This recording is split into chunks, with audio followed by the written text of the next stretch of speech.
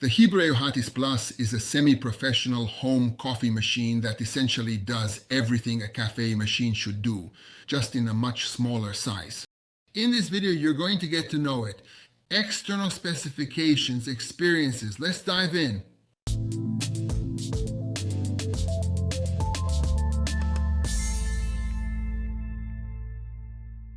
I'll try to cover everything in this video, but I already know I won't be able to since there's so much to talk about. So I want to point out that in the video description on YouTube, you'll find a link to the written article. If you're interested in the machine, make sure to click on it. Read it because there you'll definitely get all the information available about this machine. Now I'd rather introduce the machine itself. Let's take a look at what it looks like from the outside. I'll tell you about the interesting things you should know regarding the exterior and the design. Obviously, I'll also go into the specifications a bit, and of course, at the end, I'll tell you what it was like to make coffee with it. Because, well, I'm going to spoil the surprise. Great. Let's start with the exterior, because the manufacturer has introduced quite a few innovations, not only on the outside, but also on the inside. First, I'll start with the exterior, and then I'll talk about the interior as well. So, the most important thing is that we've got a new drip tray. The manufacturer has replaced the very tiny drip tray seen in the previous model. There are several reasons for this. One of the most important reasons is that now you can place two normal-sized cups on it, not just one like with the previous model. Another important thing is that this machine has a solenoid valve as well. The solenoid valve is a device that serves to release the pressure from the system and let out any excess water remaining in the system after you finish making coffee. And the machine will be able to discharge this excess water into this tray. So this tray has several functions. Not only does it allow you to place two cups on it, but it also collects the leftover water released through the solenoid valve. Another very important aspect regarding the exterior is that, unlike the previous model, which had a switch-operated steamer, here we get a lever-operated one, which also features a wooden handle. It looks really cool. Another very important point is that the manufacturer has done away with the stainless steel exterior, giving the machine a subtle off-white finish, which I think is again really nice. It looks great, and after all, this is the trend nowadays. Of course, you'll find the controls on the front of the machine. There are 4 buttons. And in the middle here, there's also a pressure gauge. This is also very important, not just for decoration, but it actually shows the pressure in the system. There's also a display, and on this display you can see the results of all sorts of other settings. Because there are a ton of things you can adjust. I'll talk about that in a moment as well. I also consider it an important innovation that the portafilter now has 3 tabs, whereas the old one only had 2. Of course, this results in incompatibility if you want to use the portafilter from the old machine here. But then why would you want to bring it over? The point is that in terms of size, it matches the size of most portafilters that usually come with these kinds of machines, so it is interchangeable. If you want, you can also replace the filter. You can buy another one for it. This is definitely another good thing. Since I'm already talking about the portafilter, I'll also mention that it visibly looks very nice. This one also has a wooden handle. It has a very good grip. The length is just right, so even though the spring resistance inside at the bottom of the filter is quite strong, you can still insert it relatively easily. At least let's say that after the second or third time the spring settles in, and then you won't have to strain your arm muscles just to put the filter in place. But while we're at it, let's take a look at the accessories that came with the machine, because these are interesting as well. There's one I haven't even unwrapped, a scoop and a brush like this. These are for measuring the coffee and cleaning the machine. I didn't need to open this for the test. It's very important that we have a tamper, which actually looks really nice as well. And it's not just good because its handle is made of wood, but also because it has this circular ribbing, which lets you nicely shape the top of the coffee puck. This is really great too, and in its category, you could definitely say it's a unique solution. It's also very important that we get a milk jug as well. Of course, we get this jug for steaming milk. This one looks great too, with an exterior matching the color of the machine, and inside there's a measurement scale. Here you can see exactly how much milk you've poured in, and what's also important is that we have 3 filters. So there's one inside this filter, and there are 2 others next to it. This one is for a single shot of espresso. This one is much more interesting because it's for a double shot. This is the same as the one they put in here, but this is a pressurized filter. The point of which is that even those who haven't really delved into the secrets of coffee making and don't want to spend too much time adjusting the machine will still be able to make relatively enjoyable, tasty coffee with it, because this machine can actually be adjusted very, very well. Basically, you can adjust everything on it that you need to get a delicious coffee. Okay, so let's dive into what you can actually adjust on the machine, because as I said, you can basically set everything. You can access these functions by using different combinations of the buttons on the front. For example, you can set the pressure at which the machine operates. There are L1, L2, and H settings. L1 provides 9 bars of pressure, L2 is around 11 bars, and H gives about 13 to 14 bars of pressure. I think that for a standard grind, the L1, L2 setting will be appropriate. Professional machines, for example, use a pressure of around 9 bars. Although this machine is capable of 20 bars, I have never once seen the gauge show the pressure reaching 20 bars. You can also set the length of the pre-infusion. Essentially, all such machines now have pre-infusion. Typically, we get a 5-second pre-infusion. With this machine, however, you can set the pre-infusion time anywhere between 0 and 10 seconds. Experts say that if you use freshly roasted coffee, it's better to set a longer pre-infusion, even 8 or 9 seconds.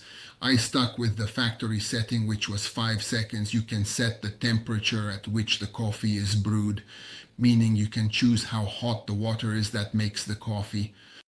You can adjust it within a range between 90 and 95 degrees.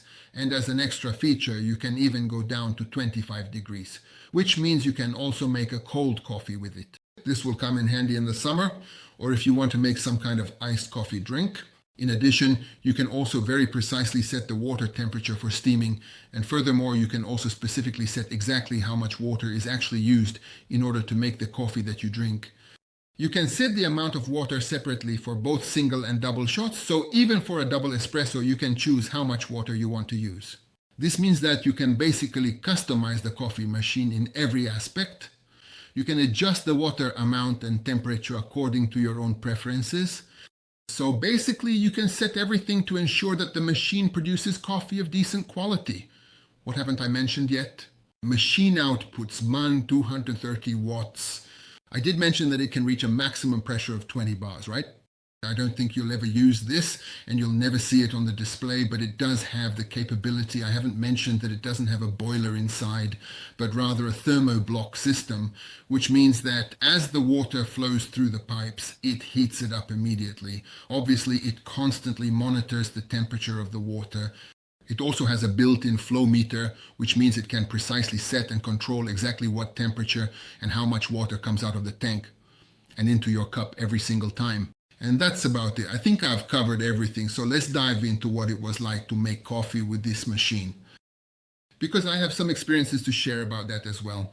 Obviously, I'll start with the negatives, since there aren't many of them. The first thing that struck me as really strange was this steam wand here on the side of the machine, which at first seems incredibly loose. I thought it was going to come off in my hand, but it turned out it didn't. I even checked the screw that holds the wand to see if it was loose, but it wasn't. So that's just how it is. It works properly. There's nothing wrong with it. It's just a bit strange that it's loose. The other thing I didn't like is that when I put the portafilter in place and then put a normal size cup underneath, the cup is very far from the spout and it splashes the machine. You can even see it a little bit here. I haven't properly cleaned it after the test yet, so both the kitchen counter and the machine will get a bit covered in coffee spots, which means you'll always have to wipe down and clean the machine and its surroundings after making coffee. But what bothered me the most was that, in my opinion, the length of this steam wand was not designed well. This steam wand is of course adjustable within certain limits, but if you want to use, say, the factory supplied jug, you'll already have trouble with that because it doesn't really fit underneath unless you tilt it. If you need to steam a lot of milk, the amount of milk in the jug will increase because of the milk froth, and you won't be able to take it out without spilling milk onto the counter. So something more could have been done with this steam wand, either leaving a bit more space for adjustability or making the wand itself a bit shorter. In any case, it's not completely perfect. That said, the machine itself looks very professional from the outside. I really like it, and I especially like that you can finally fit 2 cups under the portafilter. So these are good things, and honestly, I can't really report anything else that's negative. Of course, I tried making all kinds of coffee. I made regular espresso, and I also made cold coffee. For the espresso, I made a double shot, and I usually use 18 to 19 grams of coffee for this. I didn't adjust the amount of water, and I also tried out both the L1 and L2 pressure settings on the coffee machine. Both of these turned out perfectly. Experts say that if the coffee grounds are a bit coarser in texture, you can actually use slightly higher pressure when brewing. I personally tried both options myself, so I had absolutely no issues with this process. Both times I ended up with a very tasty, deliciously creamy cup of coffee, so this was really great and satisfying. Obviously, I also tried making the iced coffee because I was really curious about what kind of coffee you can actually make at 25 degrees. My own machine at home doesn't have this feature. Well, the coffee was naturally different than coffee made in the traditional way, but I got a delicious, flavorful coffee drink, which I then turned into an iced coffee beverage. It was very pleasant, and well, in all likelihood, this is truly a great feature from a coffee machine, especially in the summer. What was a pleasant surprise for me was that although the length of the tube wasn't quite right, the milk frothing itself worked in a very professional way. I frothed regular 3.5% cow's milk, so I didn't use any plant-based milk.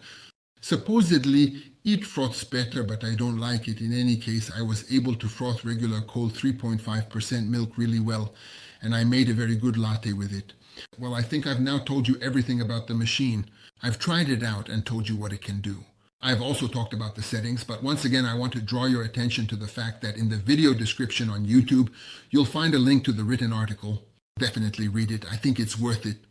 There you can find much more information about the machine than what I was able to tell you here. So the bottom line is, if you want a relatively professional but not too large machine that can even fit on a smaller kitchen counter and is capable of making excellent coffee at home, then I definitely recommend the HiBREW H10 Plus to your attention. Take a look. Of course, it's not the cheapest model, but compared to branded Western machines, it's still available at a fairly low price point. And honestly, I don't think you'll find this level of capability for less from anyone else these days. So if you'd like to have a machine like this for yourself, you'll find the link in the description below the video where you can buy it. There will be a coupon code so you can purchase it at a lower price. And tomorrow I'll be back with another HiBREW article, which will be about a completely different machine, so make sure to subscribe to my channel and come back tomorrow as well. Until then, take care, look after yourselves, and goodbye.